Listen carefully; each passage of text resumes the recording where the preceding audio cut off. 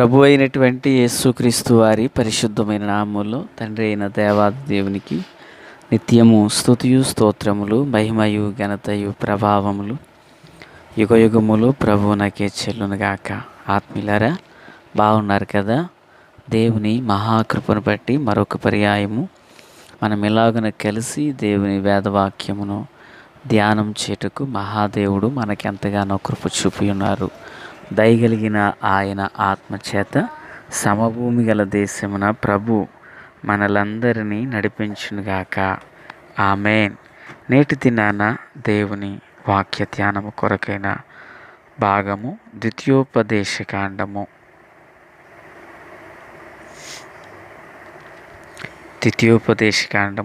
7వ అధ్యాయము 1 నుండి 11 వరకున్న వచనాలను మనము ధ్యానం చేయబోచున్నాము. ప్రియులారా, 7వ వచనం, మీరు సర్వజనుల కంటే విస్తార జనమని యెహోవా మిమ్మును ప్రేమించి మిమ్మును ఏర్పరచుకొనలేదు. సమస్త జనముల కంటే మీరు లెక్కకు తక్కువే కదా. ప్రార్థన. తండ్రి దేవా, స్తోత్రాలు. చదవబడిన వాక్యం మా అందరి హృదయాలలో ఫలభరితం చేయండి. మేలు చేత నింపండి. ఆశ్చర్యకరమైన మహాకృప తోడై ఉండునుగాక. తండ్రి, శక్తి చేత బలం చేత కానిది మీ ఆత్మ మూలమునను జరిగించమని యేసు నామమున అడిగి వేడుకొనుచున్నాం మా పరమ తండ్రి. ఆమేన్. ప్రియులారా, బాగున్నారు కదా? ఈ చదవబడినటువంటి వాక్య భాగాన ఇశ్రాయేలు ప్రజతో ప్రభువు ఈ మాట చెప్పుచున్నారు. ఇశ్రాయేలుకు దేవుడు కనాను దేశమును స్వాస్థ్యముగా ఇచ్చుచున్నారు. ఈ కనాను దేశంలో అప్పటికే 7 జాతుల ప్రజలు ఉన్నారని మనందరికీ తెలిసిన విషయమే. ఆ 7 జాతుల ప్రజలు ఎవరనగా, ప్రియులారా, హిత్తీలు, గిర్గాషీలు, అమోరీలు, కనానీయులు, ఫెరిజ్జీలు, హివ్వీయులు, యెబూసీయులు. ఈ 7 జాతుల ప్రజలు ఆల్రెడీ అప్పటికే కనానులో ఉన్నారు. అయితే దేవుడు ఇశ్రాయేలు వారికి కనానును వాగ్దానంగా ఇచ్చుట కొరకు గాను కనానులో ఉన్న 7 జాతుల ప్రజలను అక్కడ నుండి వెళ్ళగొట్టినట్లుగా లేఖనాల్లో చూస్తున్నాం. ఇశ్రాయేలీలను దేవుడు అచ్చట స్థాపించడానికి గల కారణం ఏమై ఉండొచ్చు? ఎందుకు కారణం చేత దేవుడు ఈ ప్రజలను వెళ్ళగొట్టారు అంటే, దేవుడు సృష్టి ఆరంభము నుండి ఆయన మదిలో ఉన్న ఒక ఆశ. ఆయన సృష్టికర్త అయిన దేవుడు. ఆయన సృష్టికర్త అయిన దేవుడు తన ద్వారా సమస్తము సృజించబడింది. ప్రియులారా, అయితే ఈ సర్వ సృష్టి ద్వారా దేవుని నామము ఘనపరచబడాలని ప్రభువు ఎదురు చూస్తున్నారు. అయితే దేవుని నామం ఘనపరచబడవలసిన చోట ఈ సృష్టిని ప్రజలు ఆధారం చేసుకొని వచ్చున్నారు. అది ప్రభువు ఇష్టపడటలేదు. సమస్తము ద్వారా ఆయన నామం ఘనపరచబడాలి. అయితే సృష్టిని ప్రజలు పూజించడం మొదలుపెట్టారు. మనుషులు సాటి మనుషులను పూజించడం మొదలుపెట్టారు. శాపగ్రస్తమైన విగ్రహ వ్యవస్థను ఆరంభించారు.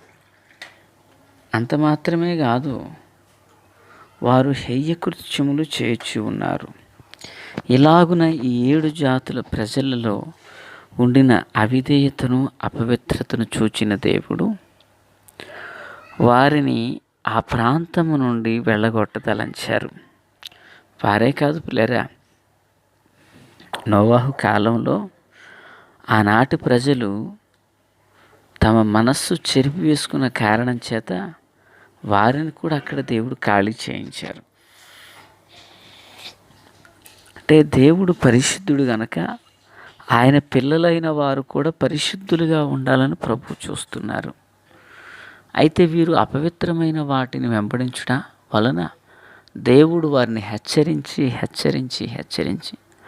మార్పు నొందని కారణాన వారిని ఆ ప్రాంతం నుంచి వెళ్ళిపోనట్లుగా చేశారు. ఇప్పుడు ఇశ్రాయేలీల ద్వారా కనానులోని 7 జాతుల ప్రజలను ప్రభువు వెళ్ళగొట్టారు. అయితే ఈ 7 జాతుల ప్రజల కంటే ఇశ్రాయేల్ ఏదైనా గొప్పవారా? కాదు. బలమైన వారా? కాదు. యోగ్యులా? కాదు. ఇప్పుడు చదివినటువంటి 7వ వచనం చివరి మాటలు ఏం చూస్తున్నాము? చివరి మాటల్లో సమస్త జనముల కంటే మీరు లెక్కకు తక్కువే కదా అంటారు. అయితే అత్యంత చిన్న సమూహం వీరు. ఇప్పుడు ప్రస్తుత ప్రపంచ దేశాల్లో కూడా ఇజ్రాయేల్ అని చాలా చిన్న దేశం. అప్పటికి ఇప్పటికీ పిల్లరా, ఆ కొంచెం దేశమైనా అనేక దేశాలకు దీవెనకరంగా దేవునికి మహిమ తెచ్చేవారుగా వారు ఉన్నారు. ఈ తక్కువైన జనాంగాన్ని దేవుడు ఏర్పరచుకున్నటకై ఒక 3 కారణాలు దేవుని వాక్యంలో నుంచి పరిచయించాలని ఆశపడుతున్నాను. 1 చూడండి, 8వ వచనం. అయితే యెహోవా మిమ్మును ప్రేమించువాడు గనుక. అంటే దేవుడు ఇశ్రాయేలును ప్రేమించారు. ప్రేమించి వాగ్దాన దేశాన్ని వారికి అప్పగించారు. ప్రియులారా, మనము దేవుని ప్రేమించలేదు కానీ ఆయనే మొదట మనల్ని ప్రేమించారు. ప్రేమించిన తండ్రి తన కుమారుని త్యాగం చేశారు. ఎవరైనా మనం దేవుని ప్రేమిస్తున్నాము అంటే దాని వెనక ఓ త్యాగం ఉండాలి. ఈరోజు త్యాగం కాని ప్రేమలో ఎన్నో పుట్టగొడుగులా పుట్టుకొస్తున్నాయి. నేనంటాను, త్యాగము ఉండాలి. దేవునికి స్తోత్రం. దేవదేవుడు ఇశ్రాయేలును బహుగా ప్రేమించారు. ప్రేమించి తన కృపను అనుగ్రహించారు. ఇక 2వ విషయం పిల్లరా, మొదటి మాట ఇశ్రాయేలులను దేవుడు ప్రేమించారని ఉన్నాం కదా. 2వ మాట, యెహోవా తాను మీ తండ్రులకు చేసిన ప్రమాణములను నెరవేర్చువాడు. 1 దేవుడు ప్రేమించారు. 2వది ఇశ్రాయేలుతో ప్రభు అంటున్నారు, మీ తండ్రులకు చేసిన ప్రమాణము అంటే పితరులైనటువంటి ఇశ్రాయేలీలు అబ్రహాము, ఇస్సాకు, యాకోబులతో దేవుడు చేసిన ప్రమాణం. ఆ ప్రమాణములను దేవుడు నెరవేర్చుటకు గాను ఇశ్రాయేలులను ప్రేమించేవాడు గనక ఆయన ఈ యొక్క కనానీలను వెళ్ళగొట్టినట్లుగా చేశాడు. 2 విషయాలు మనం విన్నాం.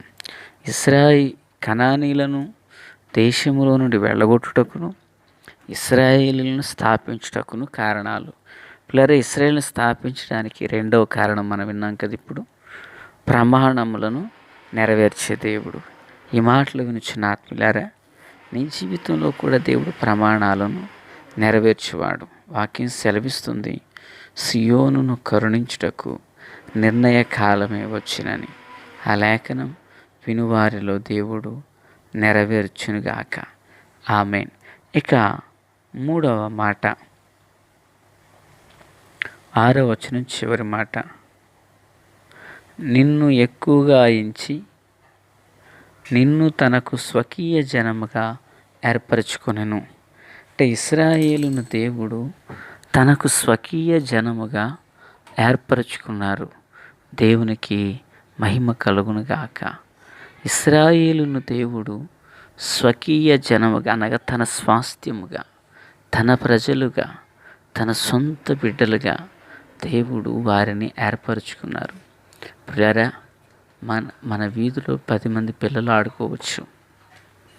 మనం ఏదో ఒక మంచి తినుబండారాన్ని తీసుకుని ఇంటికి వచ్చినప్పుడు, ఇంటికి రాగానే మన బాబు పరిగెట్టుకుంటూ వచ్చాడు, ఆ బాబుతో కూడా ఆడుకునే వారందరూ వచ్చారు.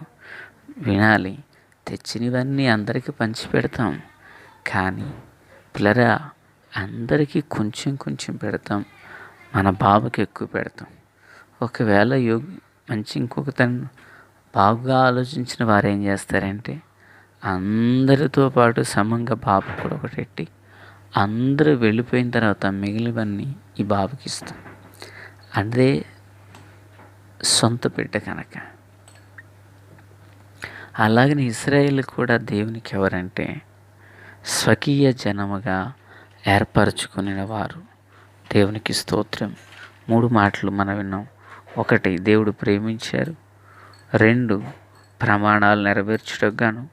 3, వారిని ఏర్పరచుకున్న దేవుడు కనుకనే ఆ కొంచెం జనమును వృద్ధిపరిచారు.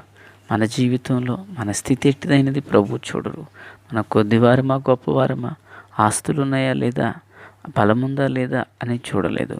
ఆయన ఉన్నతమైన ప్రేమతో మనల్ని ప్రేమించే దేవుడు. ఆయన హస్తాలకు అప్పగించుకుందాం. దైవ కృప తోడై ఉండునుగాక. ఆమెన్. తండ్రి దేవా స్తోత్రం. వాక్యం అందరి హృదయాల్లో ఫలభరితం చేసి మేలు చేతి నింపి నడిపించి మహిమ పొందమని యేసు నామమున ఆమెన్.